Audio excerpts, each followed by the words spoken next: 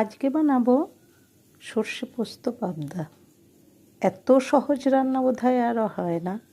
যে রান্না পারে না সেও এই রান্নাটা খুব সহজেই বানিয়ে ফেলতে পারবে।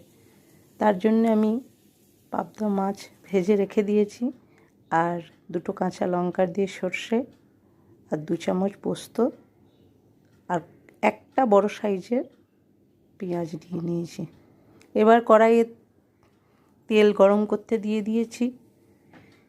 তেলের মধ্যে দিয়ে দেবো কালো জিরে, তেজপাতা আর শুকনো লঙ্কা ফোড়ন। খুব সহজ এবং খুব তাড়াতাড়ি হয়ে যায়, খেতেও খুব সুন্দর হয়, দারুণ টেস্ট হয়। পোস্তটা দিয়েছি